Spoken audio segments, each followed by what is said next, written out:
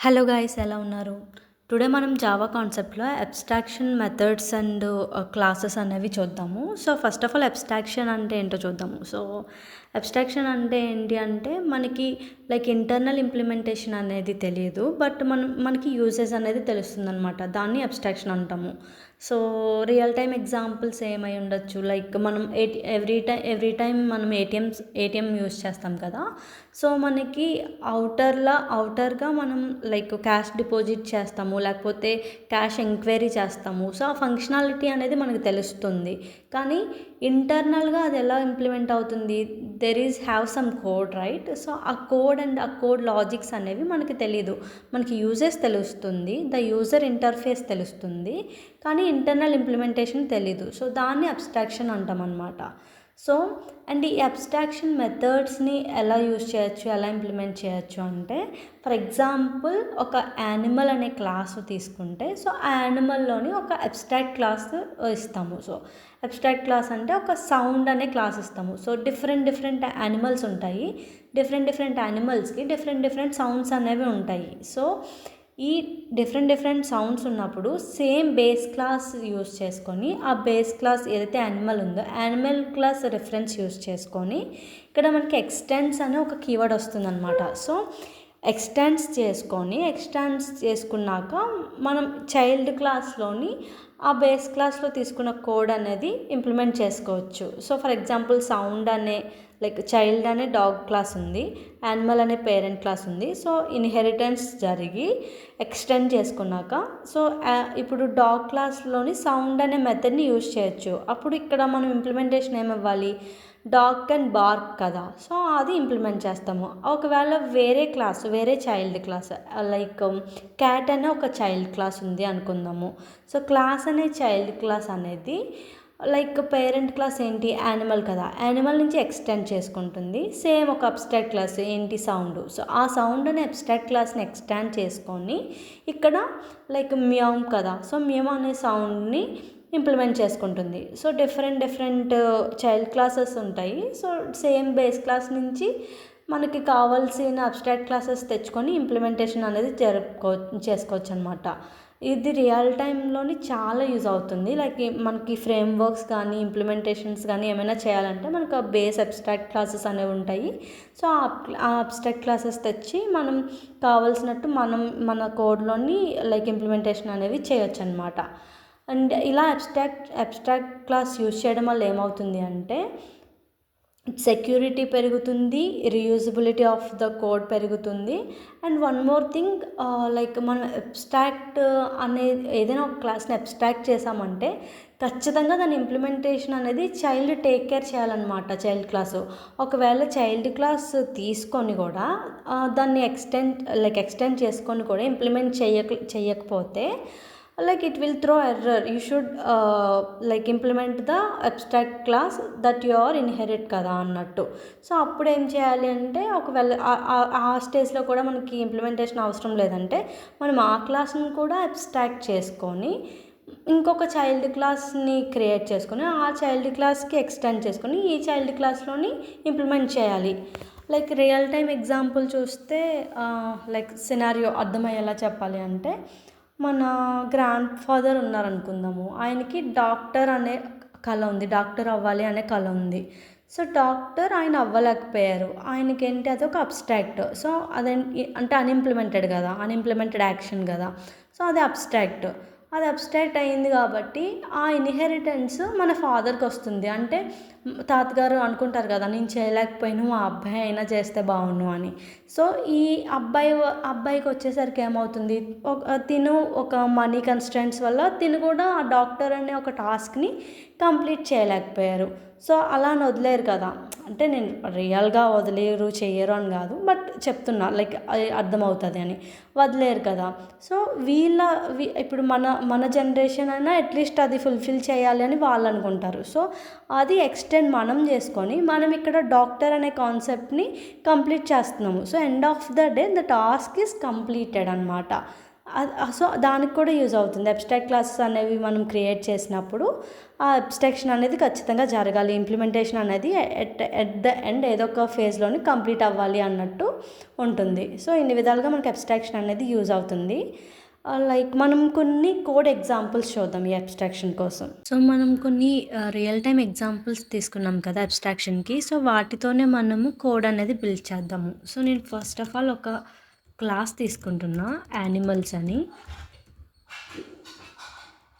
So ఈ animals క్లాస్లోని ఒక abstract మెథడ్ని declare చేస్తున్నా, వాయిడ్ సౌండ్.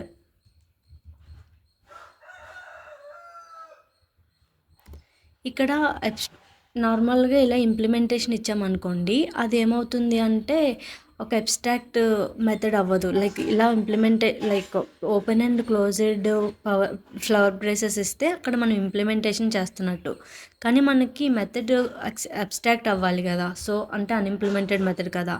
అలా ఉన్నప్పుడు ఫస్ట్ ఆఫ్ ఆల్ ఇక్కడ అబ్స్ట్రాక్ట్ అనే కీవర్డ్ రావాలి. అండ్ దెన్ ఇక్కడ లైక్ ఇది క్లోజింగ్ అనమాట, అంటే సెమీకోలన్తో క్లోజ్ చేయాలి. ఇది లైక్ అబ్స్ట్రాక్ట్ మెథడ్ యొక్క సింటాక్స్ అనమాట. అబ్స్ట్రాక్ట్ అనే కీవర్డ్ ఉండాలి. అండ్ ఇక్కడ ఇంప్లిమెంటేషన్ లాగా లైక్ ఫ్లవర్ బ్రేసెస్తో కాకుండా సెమీకోలన్ ఉండాలి. ఎప్పుడైతే ఒక క్లాస్ అబ్స్ట్రాక్ట్ మెథడ్స్ని కలిగి ఉంటుందో అప్పుడు ఆ క్లాస్ అనేది కూడా అబ్స్ట్రాక్ట్ అవుతుంది అనమాట. సో ఇది కూడా మనకి అబ్స్ట్రాక్ట్ క్లాస్ అయింది.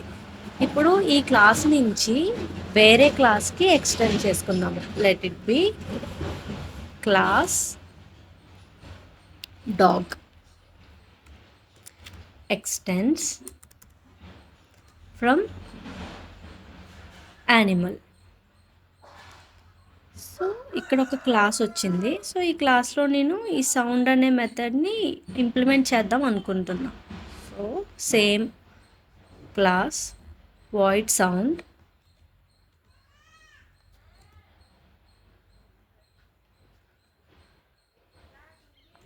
సో ఒక ప్రింట్ స్టేట్మెంట్ నార్మల్ ఇంప్లిమెంటేషన్ రాస్తున్నా.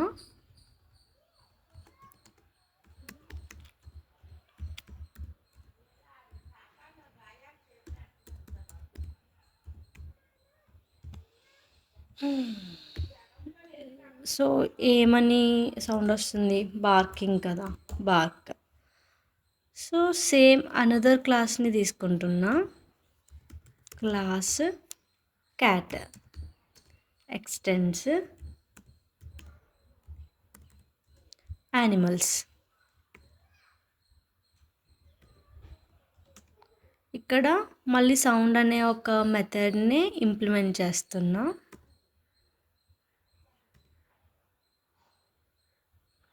మియావ్ అనే సౌండ్.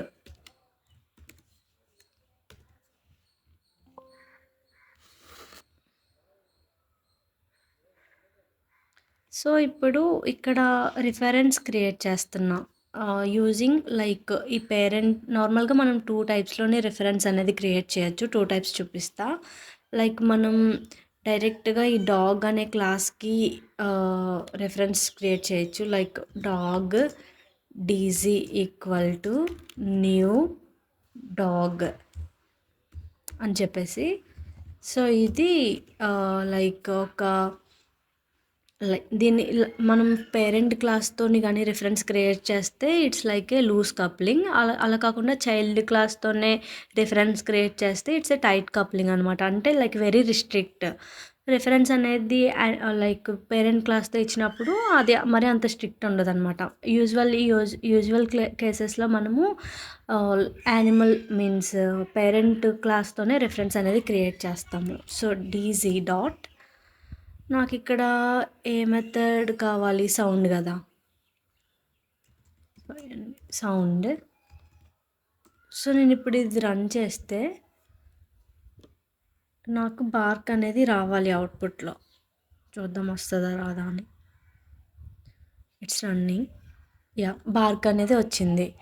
అలా కాకుండా ఇంకొక విధంగా ఏంటి, మనం like animal am equal to new animal.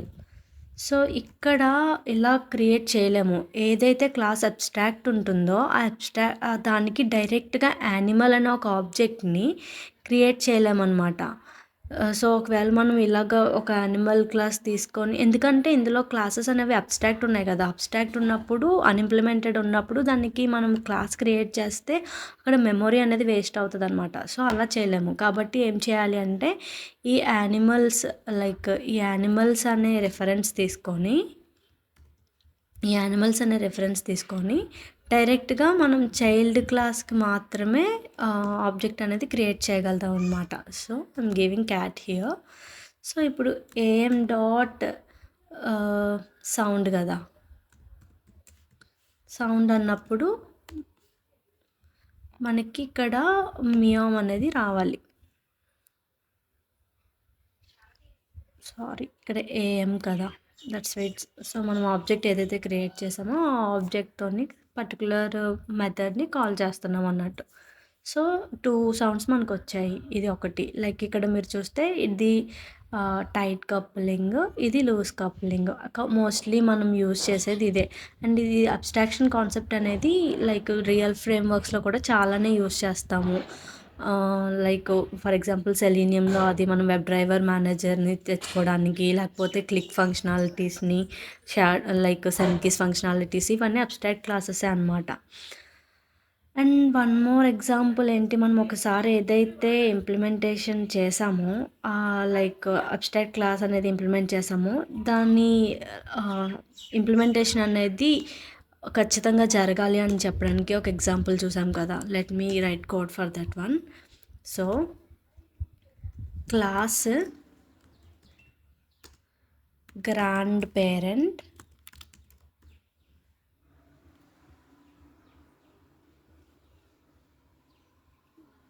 sorry for this, class grandparent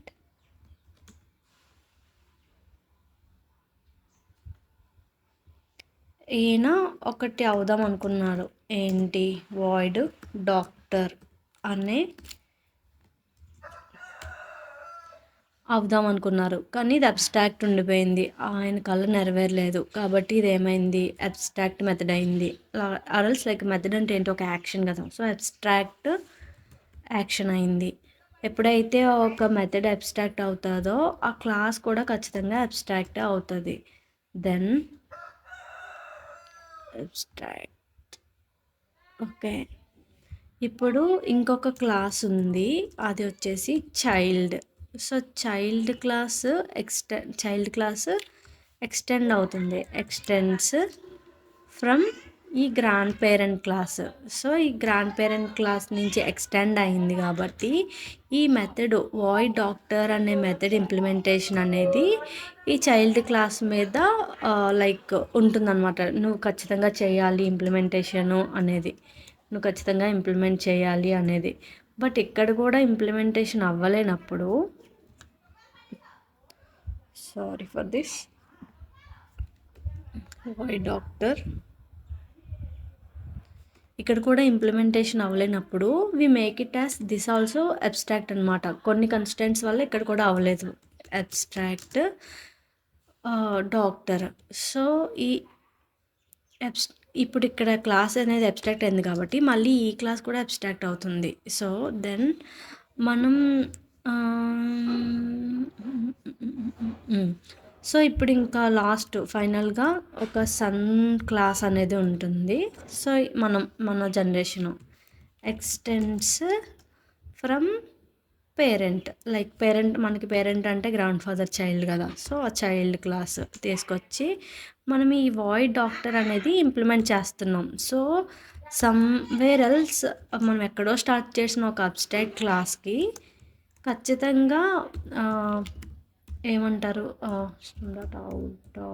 parental. So, ఖచ్చితంగా మనం ఇంప్లిమెంటేషన్ అనేది ఇస్తున్నాం, డాక్టర్ సక్సెస్. సో, సక్సెస్ఫుల్గా డాక్టర్ అయ్యారనమాట. సో, ఇంప్లిమెంటేషన్ అనేది కంప్లీట్ అయింది. ఇప్పుడు ఈ మెథడ్ని కాల్ చేసి ప్రింట్ చేద్దాము. సో, గ్రాండ్ పేరెంట్ అనే రెఫరెన్స్ తీసుకుంటున్నా. దీని నుంచి దీనికి ఇన్హెరిటెన్స్ అయింది, దీని నుంచి దీనికి ఇన్హెరిటెన్స్ అయింది కాబట్టి దీని రిఫరెన్స్ అయినా తీసుకోవచ్చు, లేకపోతే డైరెక్ట్గా దీనికి ఒక రెఫరెన్స్ క్రియేట్ చేసుకోవచ్చు అనమాట. Grand parent GP equal to new, మనకి ఏ క్లాస్కి కావాలి ఆబ్జెక్ట్ క్రియేట్ చేస్తున్నాం, సో సన్ క్లాస్కి కదా, సో సన్ కిందన జీపీ డాట్, మన మెథడ్ ఏంటి డాక్టర్ కదా. ఇప్పుడు డాక్టర్ అన్నప్పుడు డాక్టర్ సక్సెస్ఫుల్ అయింది అంటే ఏదో ఒక లైక్ ఇక్కడెక్కడో స్టార్ట్ అయిన అబ్స్ట్రాక్ట్ లైక్ అన్ఇంప్లిమెంటెడ్ మెథడ్ అనేది ఎట్ ద ఎండ్ ఎక్కడో దగ్గర అది ఇంప్లిమెంటేషన్ అయిందనమాట. సో ఇదొక రూల్ అబ్స్ట్రాక్షన్లో. Error expect line number 16 why it is child extends grandparent. Sorry, ఇది క్లాస్ కదా, సో క్లాస్ని మెథడ్లా ఇచ్చాము. చిన్న చిన్న సింటాక్సెస్ మిస్టేక్స్ ఉన్నా మనకి కోడ్ వర్క్ అవ్వదు. సో డాక్టర్ సక్సెస్, ఇది like explanation about the inheritance concept. Like code wise కూడా చూసాము, నార్మల్గా థియరిటికల్గా ఎలా వర్క్ అవుతుంది అనేది రియల్ టైమ్ ఎగ్జాంపుల్స్ కూడా చూసాము. ఐ హోప్ మీకు ఈ వీడియో అర్థమైంది అనుకుంటున్నాను. So like, share and subscribe our channel. Thank you.